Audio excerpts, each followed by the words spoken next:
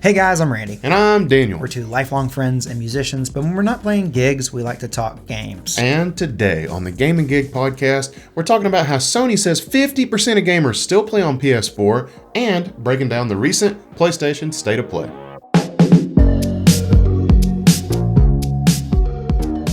Well, y'all, welcome to the Game and Gig podcast. I just want to let you guys know this is a podcast pretty much run by you guys. What we do is we essentially put out polls on our main Game and Gig channel, and then we read comments from those polls and react to them. And that's kind of what this podcast is.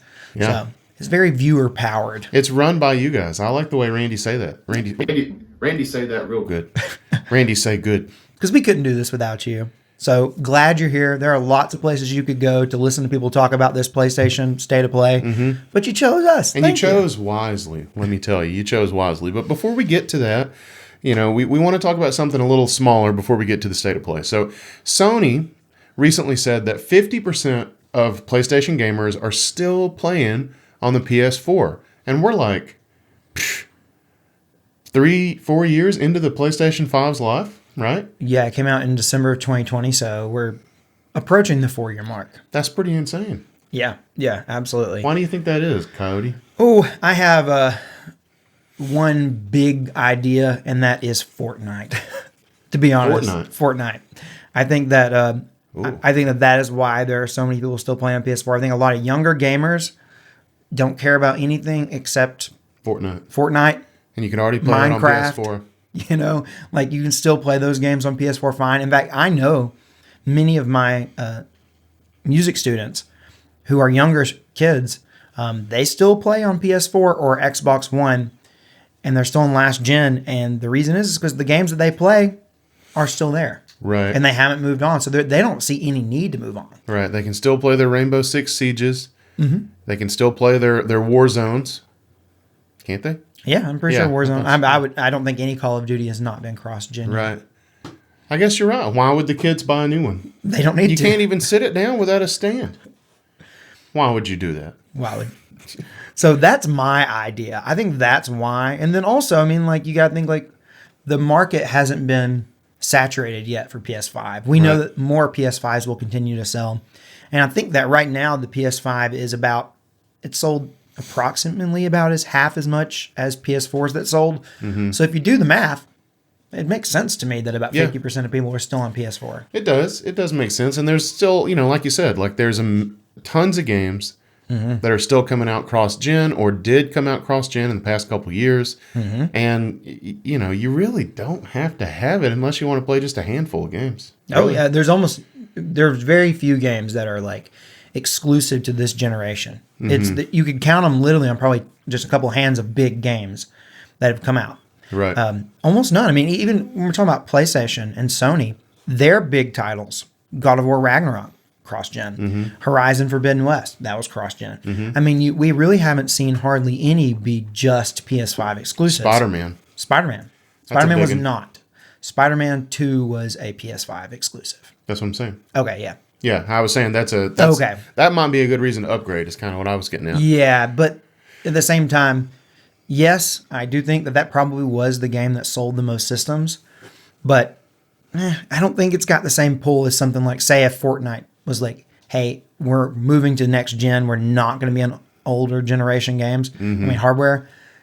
That would be a huge push. That would be huge. Yeah, you're right. Of course, they're not going to do that because that's they have all the incentive in the world to be on as many platforms as possible, right? And not limit themselves to something like the new generation of hardware. So, because of your obvious love for Fortnite, you're probably still playing your PS4 a lot, right? I am not playing PS4, and that's the thing. We ran a poll on this, and we'll talk about that in a second. But I think that the audience of people who are still on PS4 probably is the more general audience, not so much the people who, more casuals, people who only play those couple games. Mm-hmm. Not the people that are voting in video game YouTube channel polls. Right. Is that what you're getting at? That's exactly what I'm getting at. Because what we found is that when we ran this poll is that the numbers did not line up at all. It was not 50-50 split. It was way bigger than that. And let's actually go over that right now. Yeah. Assuming that you also don't play your PS4. No, I do. I play Fortnite on it. Sure. Mm-hmm. No, No, I don't touch it. It's a damn jet engine. We're going to get to that later. But we did ask the Gaming Geek Faithful, do you still consistently play a PS4? 13% said, hell yes, I play the PS4. I like that I don't have to run a separate heating apparatus. 54% 54% said, no, I've moved on to something else and I'm back on central heating and air. 33% said, no, I never owned one. I've always used central heating and air. Yeah, I like that you really went hard on this, like heating and air. Does the PS4 really heat up your house that bad? Not really, but there's a comment about it later that I thought was funny, so it's kind of in my head.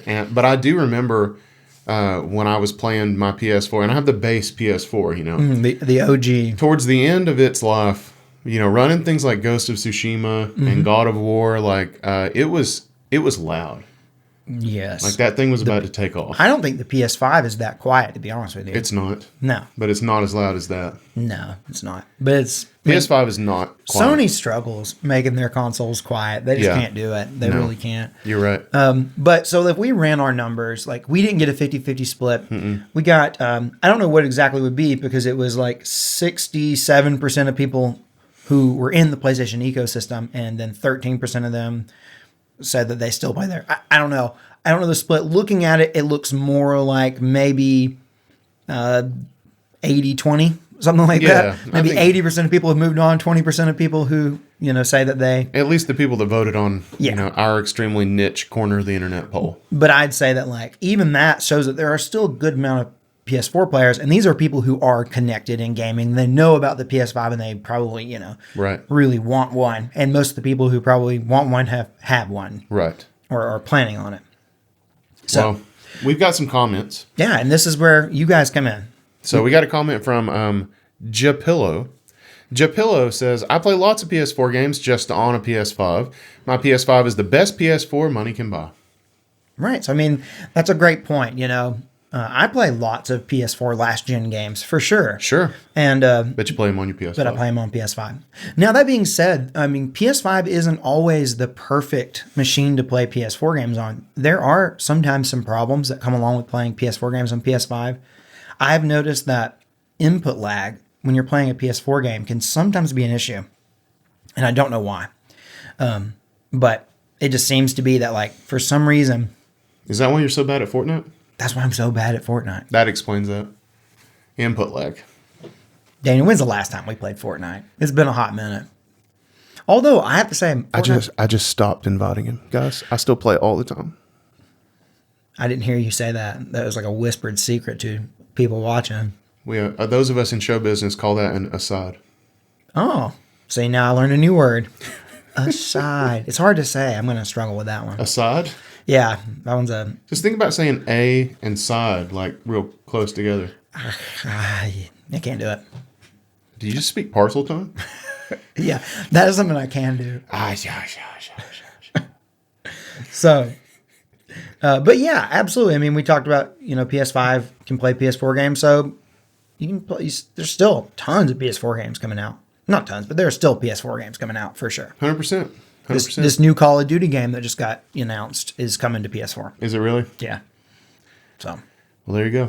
COD just holding up the gaming universe. COD doesn't want to let those, you know, like 100 million PS4 owners, or I guess the 50% of them that are still playing, the 50 million PS4 owners, they don't want to let those people not have a game to play. Right.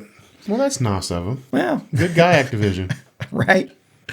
Hit us with this next comment from one of our founding fathers.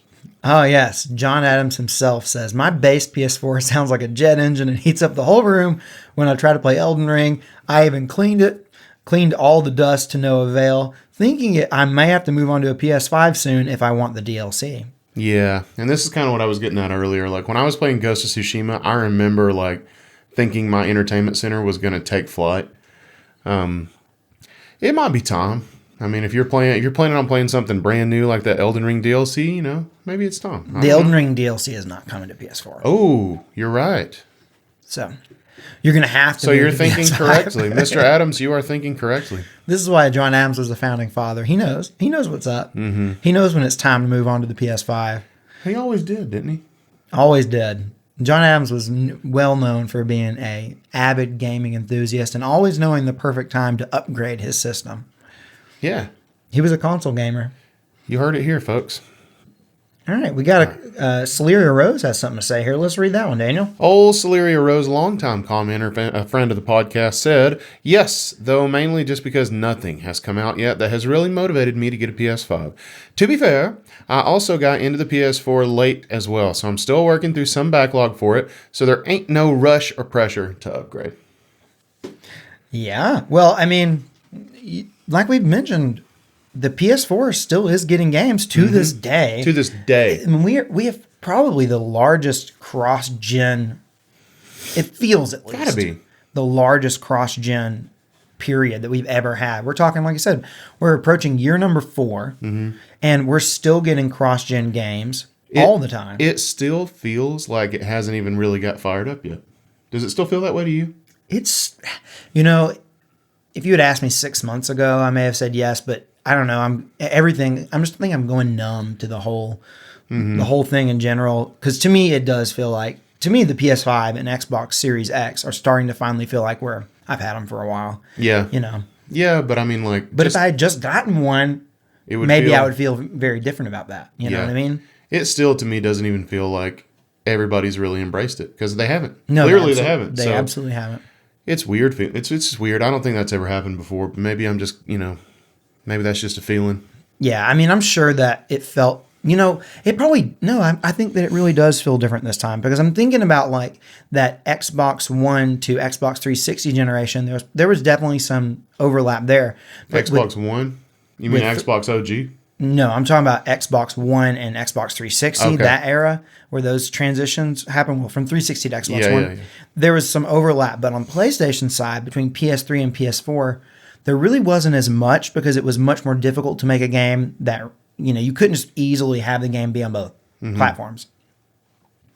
Whereas on Xbox One and now on Xbox Series X, you really only have to make a last gen version and it can play. You know what I mean? Yeah. So, but with PlayStation, it's not been that way. So this maybe does feel very, like we've had this huge transition time. Right. Especially with PlayStation being the one that really sold the most consoles last generation. And so, yeah. Well, I'll tell you, Celeria Rose, we've got some good news for you because, you've been waiting on, that one big announcement to get you to adopt the PlayStation 5. And if only there was like some sort of event that either was about to happen or just happened, maybe, that we could like recap, just full of freaking blockbuster, just knock your damn socks off games. Well, Celeria Rose, you're in luck. But first, I'm going to tell you all about the Twitch channel because no dramatic transition is complete without a little bit of self-promotion. So we stream on Twitch every Tuesday, Thursday, Sunday, and Monday. I forgot Monday there for a minute. And then occasionally Fridays and Saturdays as well. And we play a lot of Sea of Thieves. We do a lot of just chatting. We sometimes we emulate those Tic Tac videos that have like 3 things going at once. And me and Randy just play different games on stream and just hang out. It's a good time.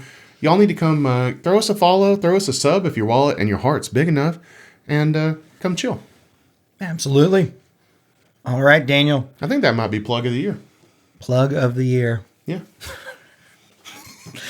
I Googled that one time and it was not what I expected. Plug of the year? Yeah. I have to do that on stream sometime. Yeah. That's be careful Googling that, y'all. All right. The PlayStation State of Play happened. We had, I think 14 games. Plug of the year. I think we had about 14 games that were shown. And, I didn't realize that the State of Play was PlayStation's like smaller events. I had it in my head that was the big one. Me too. But apparently it's the showcase that's the big one, and the State of Play is like a smaller presentation. I always thought of State of Play being like their version of the Nintendo Direct, and it was what it was. Some were big, some were small. Nope. The State of Play is the small one. The presentations are the showcase. Showcase, yes. The PlayStation Showcase. Those are the big ones. Like the Price is Right. You're in the showcase, that's the big one. Yeah, that's the big one, right? I just didn't know that. I had it backwards in my head, but I found out this week, before it happened, I found out that these were the smaller ones and to not expect a whole lot. What does Xbox call it when they like come on and announce new games? Xbox says... They don't do that! Oh, God, you scared the shit out of me. Oh, that was meant to be a dig on how Xbox doesn't have anything to announce. Oh, gosh. Did I really scare you? Yeah, you really did. You really did scare me with how loud you were. You definitely peaked our mics. Good job, Daniel. You can fix it in post. No, I cannot. I won't. I will leave it all nasty. It's totally fine. I know, I'm just messing It'll with be you. fine, Grandpa. All he does is complain. Listen, I come in here. I'm bringing it. I'm bringing the heat. Like I told Randy before the podcast, I just want everybody to remember that no matter how it goes, I did my damnedest. You know, I left it all on the field of play. Blood, sweat, and tears. And Grandpa just over here being a negative Nancy. Go ahead, man.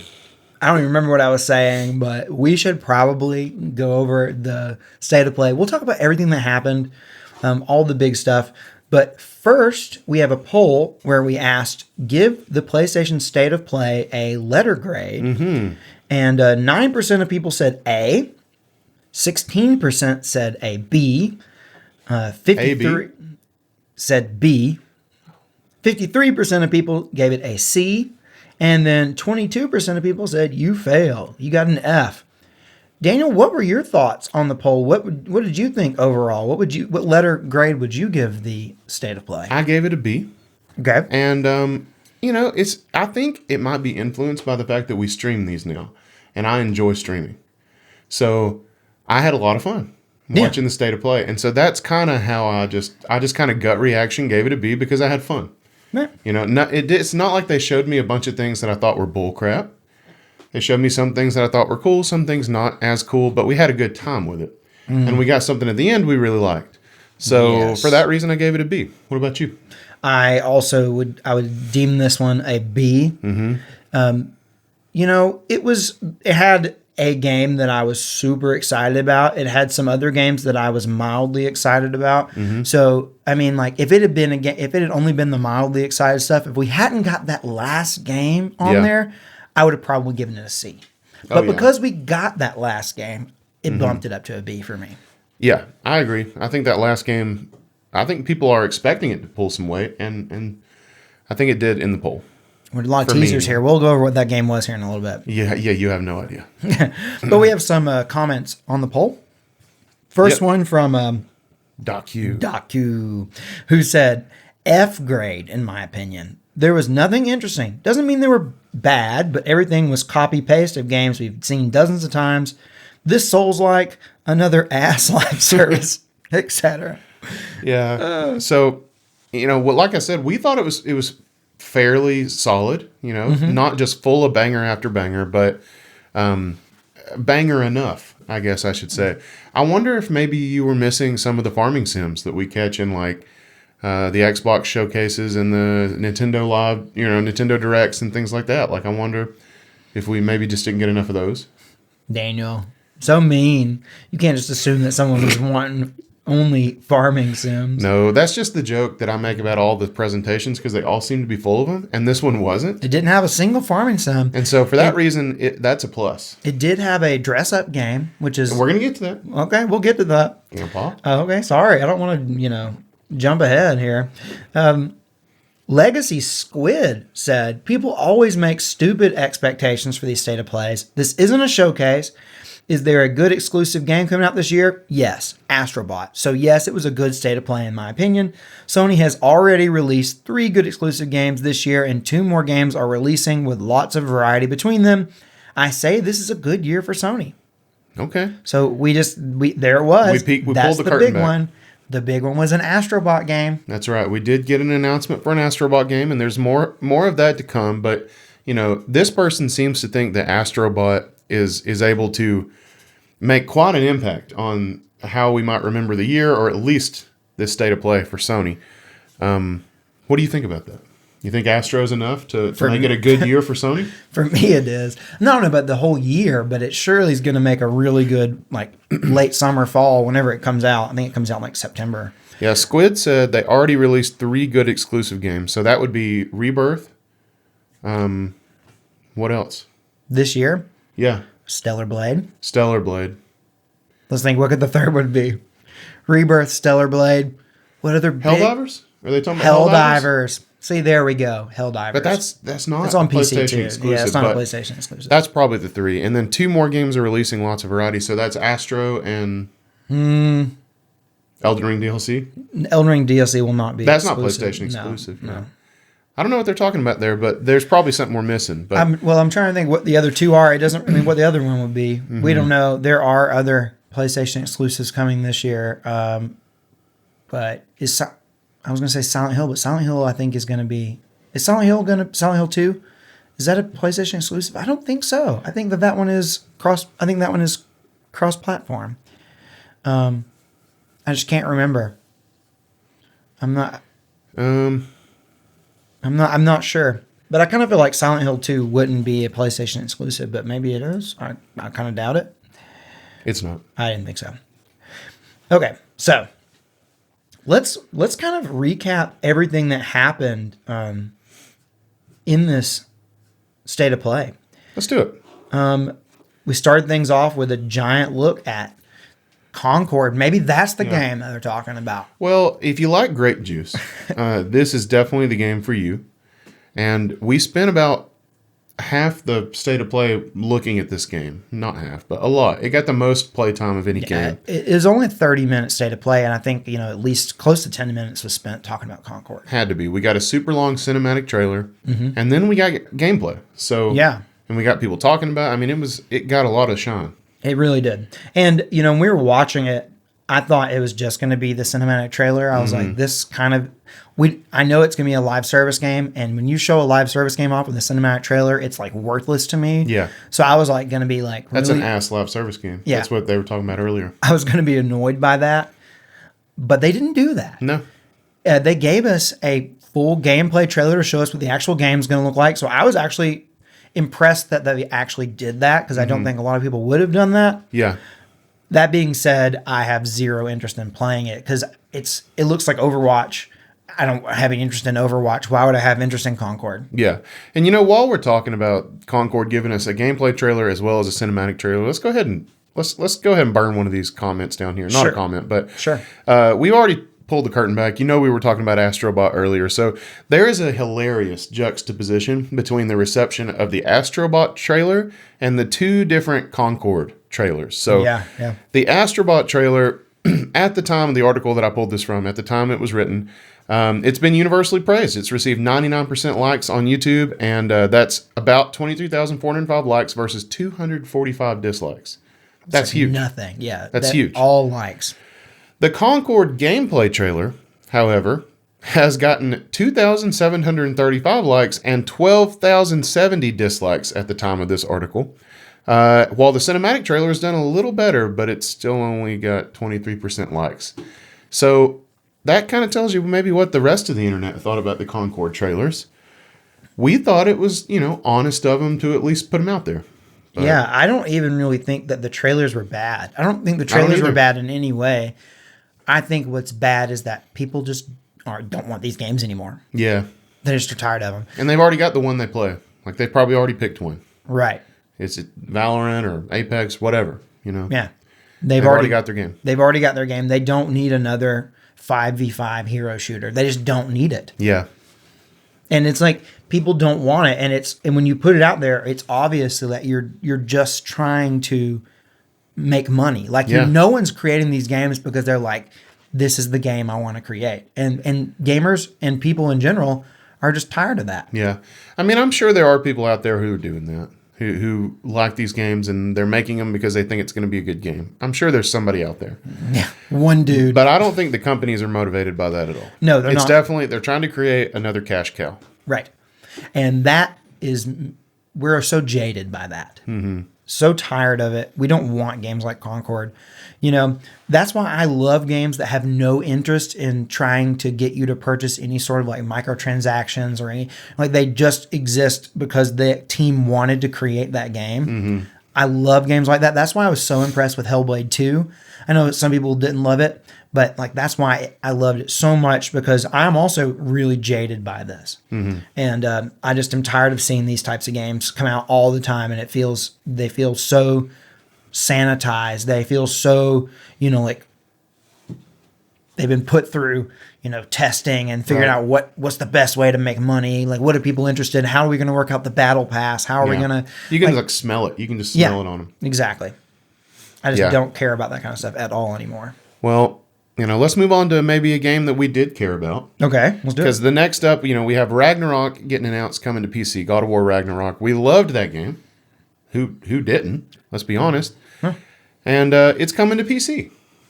Yeah, and this is an interesting thing because, we're seeing Sony and PlayStation bring their games to PC. It's looking like this is going to be right at close to 2 years after that game came out. Mm-hmm. And this seems to be their strategy now. Yeah. We have games like Concord, who is a live service game, and it's coming to PlayStation 5 and PC day one. Right. Same thing we saw happen with Helldivers. Right. And basically, I think it was Herman Hulse, who is one of the co-CEOs of PlayStation now, said that this is their strategy.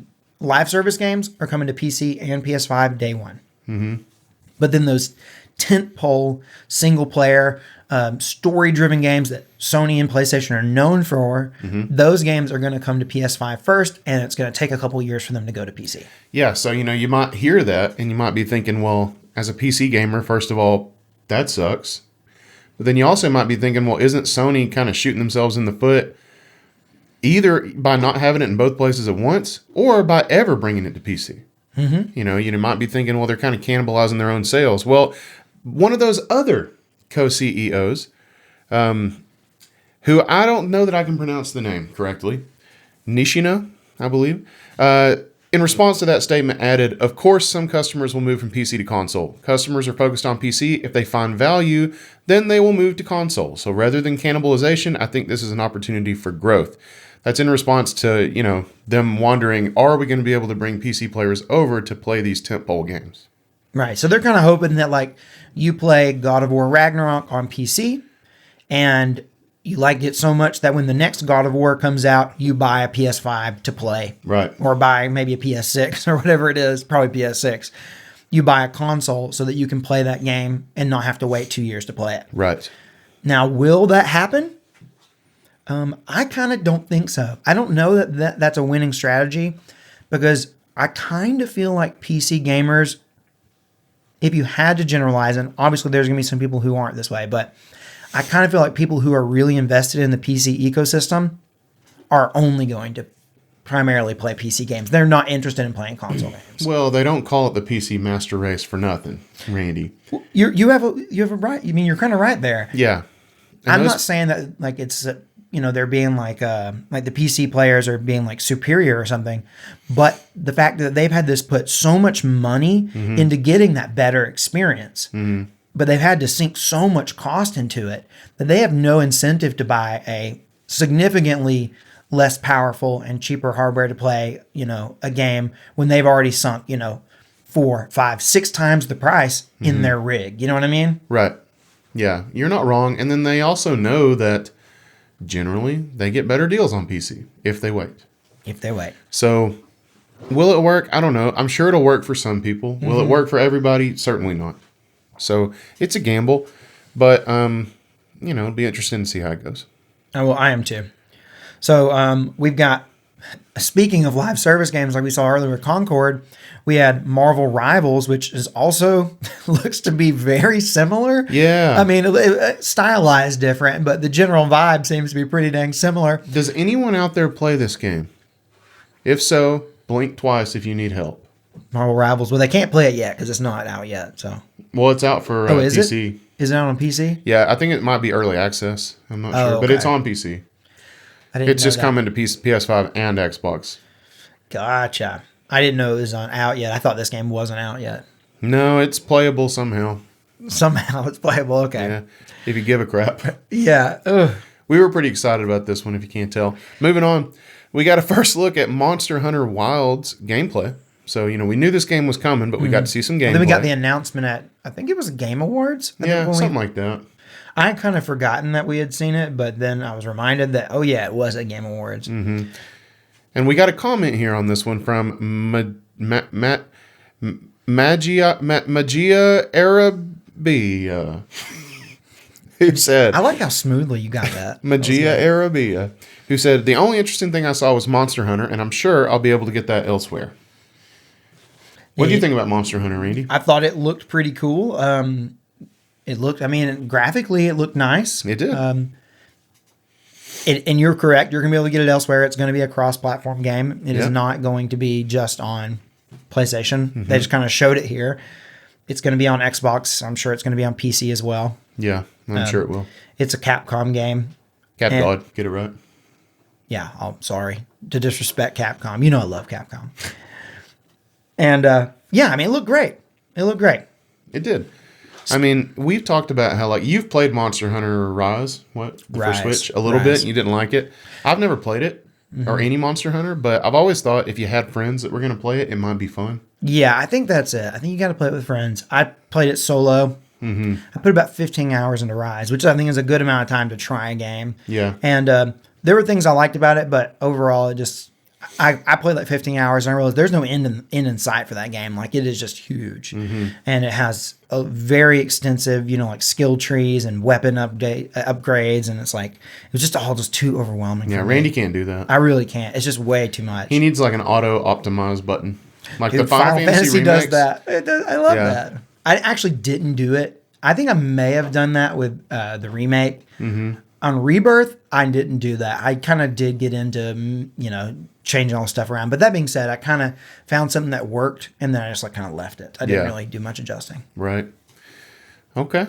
Well, we also got Silent Hill 2, got a release date, and it's coming out on October the 8th. That's right in time to pick up a spooky game. I'm just saying. Yeah, that's the perfect time for it, for sure. And I think there were rumors that this game maybe wasn't going to come out this year. I'm glad that it is, officially. It's not going to be pushed back. Coming out in October. Perfect time for it. Yeah. I've not played any of the Silent Hill game. Oh, I played A Short Message. But other than that, I haven't played any Silent Hill games. But Silent Hill 2 is like legendary. Yeah. And it looks like they're treating this remake to be in line with, say, the Resident Evil remakes. Very much so. Yeah. I mean, I made a lot of jokes about how the main character just looks like Leon you have at home. But, Great value, Leon. Great I think value. our chat brand. was saying. Yeah. But, that being said, I am interested in this. Even if I made jokes, I am still interested because I know that people love it. Right. I mean, and it's Konami, so I mean, like, who knows? Realistically, they've been out of the gaming sphere, for many years. They haven't been relevant in quite a while. No, they have not. So this is their big comeback, and they're doing this with a couple, games. They're making a comeback, but this is their first kind of like big, like return to gaming. So I'm excited to see how it goes. I hope it goes well for them because I could really use another survival horror game. Yeah, I'll take it. Absolutely. All right, we got Dynasty Warriors Origins. Oh yeah, this is the new. Are you looking to hack and slash your way through about 1,000 million enemies?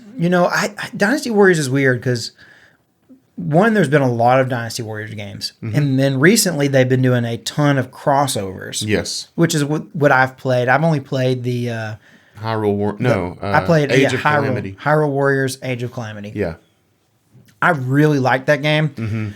I don't know that I would have been as tied to playing that game if it wasn't characters that I was really invested in and as familiar with. Yeah. So the gameplay doesn't do it for me alone. Yeah, alone. Maybe not. See, that's what I'm worried about is that the gameplay alone wouldn't be enough for me. So I don't know if like a just like plain Dynasty Warriors game, which is what this is. Yeah. I don't know that it's going to do it for me personally.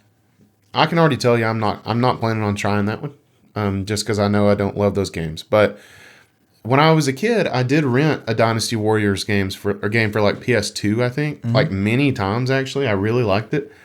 But I think I've just changed. So I don't think this is for me. I kind of like a turn your brain off and just hack and slash game. I can get behind that. So who knows? If it gets really good reviews, I might try it. Yeah. Maybe. Okay. All right, we got Path of Exile 2, which you have noted here is a free-to-play game. Yeah, it's going to be free to play, and it's another one of those kind of top-down action RPG, Diablo-like kind of games. But people in our chat were saying that they, liked the first one or that it was at least supposed to be good. So maybe this is something to be excited about. I don't know. It looked quality. It did. I generally don't play many of the top-down action RPG games. Mm-hmm. So I'm not super interested in this, but it did look high quality. And I have found that when I do give these games a try, I like them more than I think I'm going to. I think that's probably the case, yeah. Yeah. So, I don't know. I see so many people right now playing that V Rising game. I wonder if that's one worth trying. I don't know, I watched a good amount of someone play that the other day, and it's kind of fun to watch. I don't know that I would enjoy playing it. Yeah. You know? I need to like do some research on that one. I don't know. Send Heck some DMs or something. Yeah. All right. Next we have Until Dawn is getting a remaster, or I don't know what they're calling it. They're just calling it Until Dawn. They're not calling it Until Dawn Remastered. They're not calling it Until Dawn Enhanced or anything, at least that I know of. I don't think they I are. think it's just called Until Dawn, but it's Yeah. getting a PS5 and PC release. Yeah, and you are super, super high on this one. Yeah, I'm super high. No, I like Until Dawn. Don't get me wrong, guys. I like the game a lot. I really enjoy it. But I think that this remaster is semi-stupid. At least the PS5 leg of it. Putting it on a PC, sure, like that totally makes sense.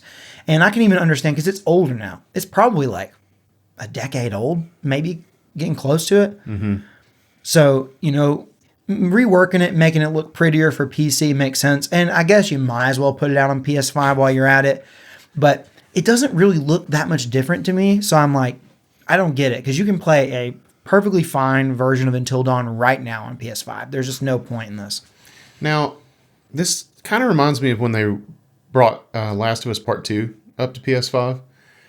And, people were saying this is stupid. Like, this game still looks great. Why do we need this? And we were like, well, it's a great game. And now you can play them all on PS5, and they're optimized and they look better. There's a big difference, though. I know. Okay. Are you going to get to that? I think so. Okay. I think the big difference is cost. Cost, exactly. Yeah. That's exactly because it was like a $10 upgrade or something. Right. And they're not, and as far as I know, they're not offering an upgrade path. It's just buy the game. Yeah. And see, it's not. Randy didn't think I was going to get around to cost. But it's $10. $10 for Last of Us Part 2. Mm-hmm. Like, if you wanted to upgrade. See, that's way different than, this is probably going to be, I don't know what this is going to cost. $50, I bet. $60, I bet. I could see it being anything. 80. I don't think it's going to be 80. Okay. But I could see it being a $60 game. I could see it being a $50 game. Heck, I could even see them trying to pull a full $70 out of it because that's just the way it is. I doubt they're going to do that. I don't think it's going to be full price, but still, the point is that it's not going to be $10. I know that. No, it's not going to be $10. Nope. So that's one of, if it was a $10 upgrade, I'd still think it's probably not worth doing. But if you really loved the game and you like really wanted to see what it was about, I could see $10 being worth it to some people. Yeah, me too. Me too. All right, next up we got Where Winds Meet. Now, we made a lot of jokes about this game's title during the stream because we could not get it right. We kept calling it Way of the Wind. Yeah. But it is called Where Winds Meet. This is the farting samurai game. This is the game we joked about being the farting samurai game. Yes, it looks to be some sort of it's a samurai game. Sword-fighting samurai game. I mean, we've seen so many samurai games. I mean, it's like it feels like the samurai game is going to become. We're going to start getting jaded on that. I think we're already there. I think we're already there where like samurai games is like, okay. Did Ghost get in there early enough? Ghost got in there early enough. Because that's such a... But now that Assassin's Creed is there, it's like that's when you know the shark has been jumped. You know what I mean? Yeah, you're right. So... That's a good point. Once Assassin's Creed makes one, it's time to move on. But right. Next, we got look at Infinity Nikki. Infinity Nikki. Now, this is my next game. It is an open world dress up adventure.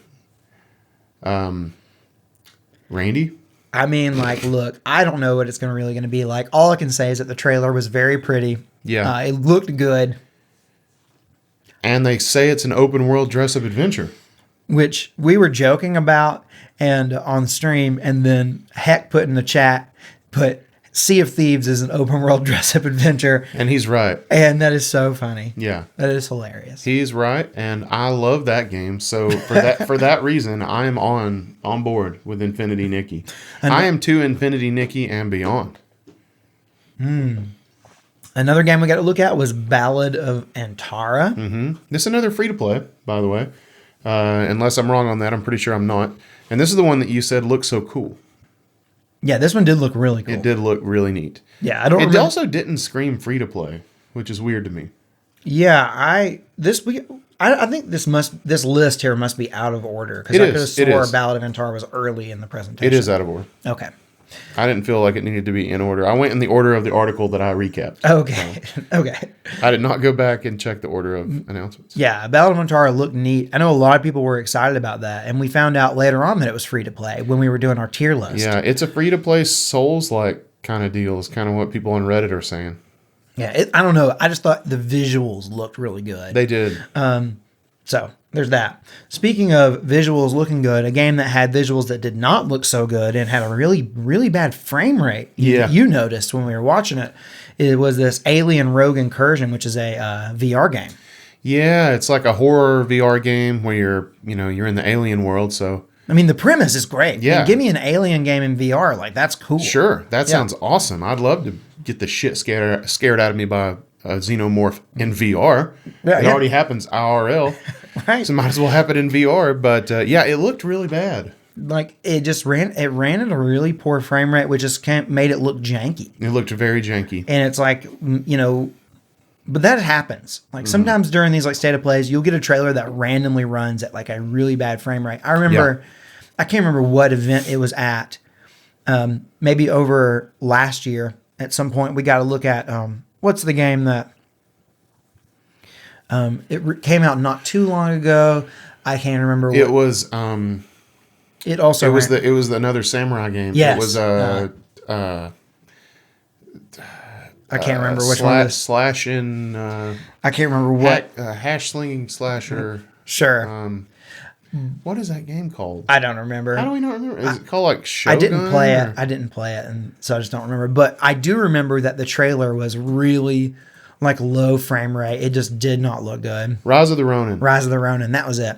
Rise of the Ronin. It had a really low frame rate trailer, and I think they worked that out. I think maybe it was just a fluke on the trailer, which maybe could have been what happened here. So. I'm sure it'll look better than it did. Yeah. Because it looked bad. Yeah. I'm talking about Alien. Yeah, course, Alien. Yeah. All right, so to keep it in the VR sphere here, we got another VR game called Behemoth. And this looked to be like a kind of a medieval inspired fantasy weapon using slashing, killing kind of deal. And Randy's he's going to bite on this one. I thought it looked cool. I did too. We saw some stuff of like fighting like this giant thing. I guess maybe that's a behemoth. I don't know. Ooh, but good eye. But we got that. That looked really cool. I mean, it was a fantasy VR game. You know, you had your axes and swords and stuff. I mean, like, okay, cool, I'll take it. Yeah. But it had a vibe about it that I thought was interesting. And for a VR title, I love VR, so that makes me more. If this was not a VR game, I probably wouldn't be that interested. No. But the fact that it's a VR game makes me like want to try it. So. Right. I would be interested in like sitting on your couch and watching it on your TV while you play There it. you go. There you go. That sounds fun. We need to. Maybe that's what we'll do. Yeah. So, there is one more announcement, Randy. Yes, there's a big one. But first, I want to tell you guys about our Discord server. Look, thank you for hanging out with us, and we would love to hang out with you more all the time. We want to always chill with you, and we hang out all the time on our Discord server. So become a member of our Discord server. It's free. There's an invite link in the description of wherever you get this podcast. It's just a place to chill. We have a really cool group of people there. We just talk games all day. Mm-hmm. We're playing Connections now. We post our connection scores there. It's super chill, and seriously, it's super welcoming. Like, it's not one of those weird Discord servers where like you go into it and you feel like you're not welcome. This is not that place at all. I promise you. We love it when new people come in, and our community loves it when new people come in the Discord server. Absolutely. All right, so let's just go ahead and pull back the full curtain here. We got to talk about Astro Bot. We do. Astro Bot is getting a full price, whole hog damn game. Right. 80 levels, 6 galaxies. I saw that. So it's going to be a huge game. I mean, it's going to be a full-length game. The last Astro game we got was, of course, Astro's Playroom for the PS5, which was more short, couple-hour tech demo. Yeah. Yeah, really meant to show off the DualSense controller. Mm-hmm. And it did a great job. Yeah. And it was fun while it did it. And it was kind of a more traditional, I'd say, like platformer, like 3D platformer. Yeah. Whereas the game previously, before that, Astro's full game was Astro Bot Rescue Mission, which was a VR game. Mm-hmm. And to me, this game seems to pull more from the VR game than it does than Astro's Playroom. Right, and it's going to do it without making me vomit, and that I'm excited for. Which everyone always said that Astro Bot Rescue Mission was a fantastic game, and they didn't understand why it needed to be tied to VR. Because there was really no reason, besides a couple little gimmicks. That game could have just been played, because it was still third person. You weren't Astro. You were looking at him from behind, just like every other game you've ever played. That's weird then. So people wanted it to be a regular game. They wanted it to be re-released as a non-VR game so that everyone could play it. Well, basically, it seems like that's what they're doing. They're making a full game in that style that's not tied to VR, and I think it's going to be huge. I really do. Yeah. Well, we got some comments on this one. So we got a comment from Pro Blunder, who said, Astro Bot is so underrated. Seriously. It feels that way, because for having such a small library, everybody says they're good. They're great. And we've talked about last week on the podcast when we were talking about this game being rumored and how it was going to come out. We talked about how Astro is a great mascot for PlayStation, who really doesn't have like a friendly mascot to put on the front of all their stuff. Right. You can't really use Joel. No, you can't really use Joel. You can't really use Kratos. They just don't really have that face. Right. You could maybe argue that Spider-Man, but it's not really their right. IP. It's not really their thing. Right. So Astro is their IP. I think he makes for a great mascot, and I think they can use him like a Mario substitute. Right. And we talked about this last week, but he is adorable. He is. And as I proved on our Discord server, he is drawable. He is very drawable. I did it, guys. I drew Astro, and you can tell it's Astro. That's about as far as I'm going to go with it. Yeah, and if he said, okay, draw Kratos, I think you would struggle. I would struggle a lot. I drew Astro in about 5 minutes. Okay. So, yeah, I would struggle with Kratos. But, speaking of that, we got some, screenshots and stuff from the game. And we got some footage of, Kratos Astro. Yeah. Mm-hmm. And I love that so much that is now my Discord picture. That is amazing. Yeah. Astro Kratos is maybe the best thing I've seen in a long time. We may have gotten Astro Kratos in Playroom. I don't remember that. Because in Astro's Playroom, there were tons of, PlayStation characters, in Astro form. Right. We may have gotten Astro Kratos in that. So that may not be the first time we've seen it, but still, I love him. It's great. Yeah. No matter what, it's still great. It is great. Hit us with this next comment here from Yorkie Channel. Yeah, dog lover. Yorkie Channel YouTube YT. We don't know what that means. Maybe it means YouTube. Maybe YouTube. It could mean Young Turks. We've run across this before. People put YT. I don't know. That's true. And we've run across it. Anyways, despite that, saying most of the games looked mid, but oh boy, I am so ready for that new Astro Bot game, an actual PS5 exclusive, an amazing one at that. I hope they really support Astro more and don't abandon it like every other mascot of theirs. Well, that's kind of what we're talking about. I talked about how the what was it? The Days of Play, which is like their summer sale. Mm-hmm. It got leaked earlier that poster did, and who was on the front? Astro. Right. Well, they've now released that, and yes, they're using him as the main mascot of that, which is hopefully they don't abandon him. Yeah, I think that's super cool. He's the little dude's really grown on me just in the past couple weeks when I've been thinking about him. He's so cool. He is cool. Cool. When you draw somebody, you really learn to love them. You really appreciate them for their pros as well as their cons. We got to get you on Astro Bot Rescue Mission. That game is so good. Yeah. It's so good. So,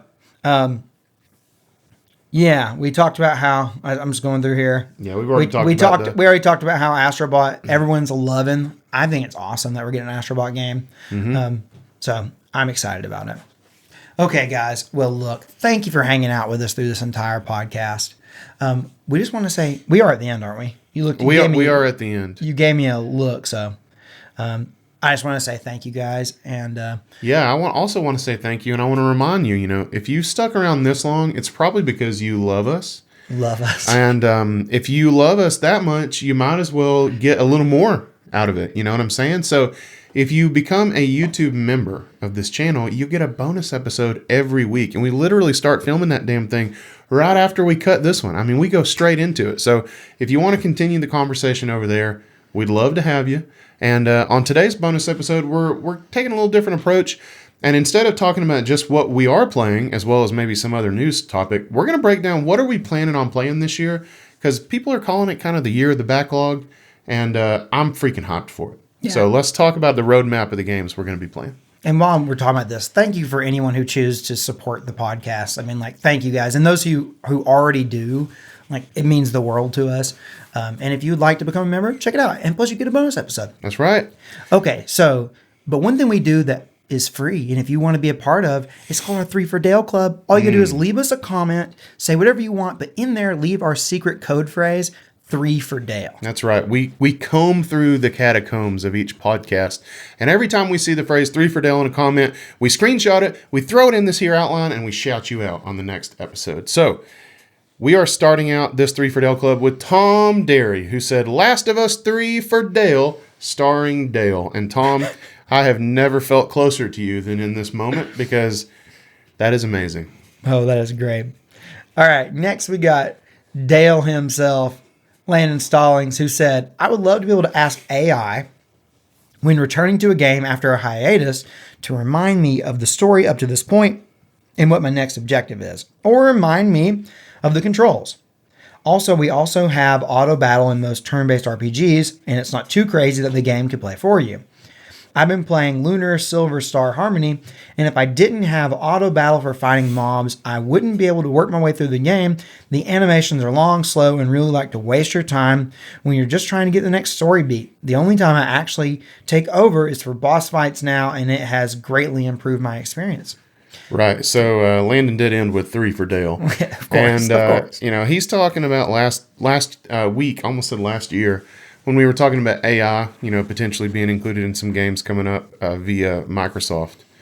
And, you know, this was long. I usually would have cut some of this down, but I thought it was all interesting. So I left it in. Yeah, I mean, like, I think there is potential. I mean, heck, we've been using one form of artificial intelligence or another for years and years to do this kind of stuff. Like, anytime you have a NPC fighting alongside you, it's an AI, I mean, of some sort, right? That's right. And so, and you're, of course, I mean, auto battles, it's all some sort of AI. It just seems like, you know, we're going to the next level where maybe it's going to be a little more intelligent, and who knows? I'm interested to see where it goes. Me too. No matter what.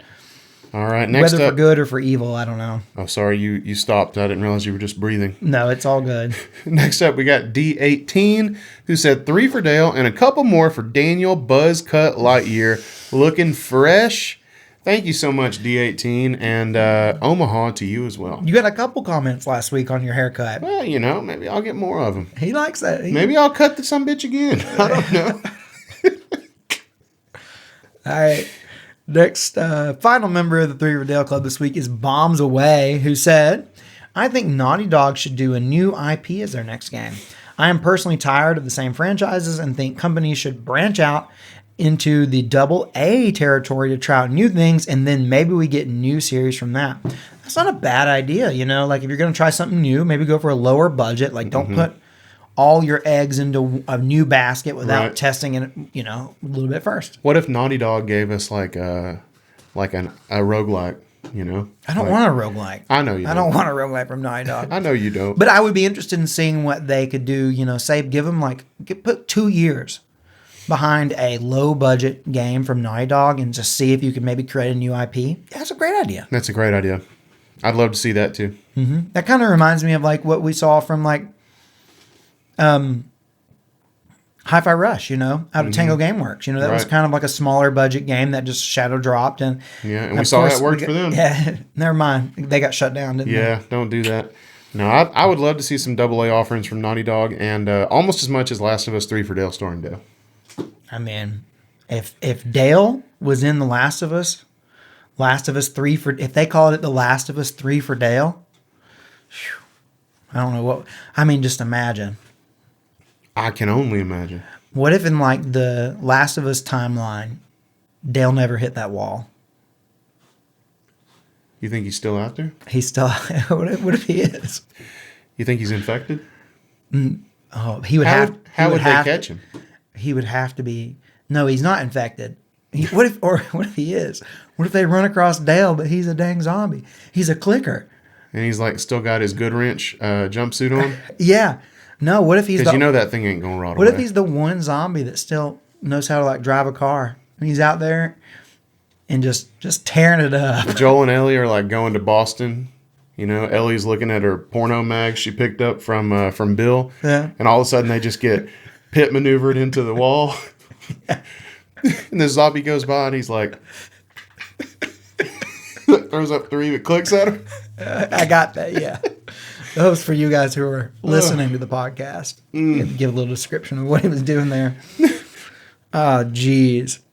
All right, I'd say that's a good place to end right there. I'd say so. It's over. There's no coming back from that. Well, y'all, until next time, my name's Randy. And that makes my name Daniel. And this has been Gaming Gig. Peace out. Go Braves. 3 for Dale.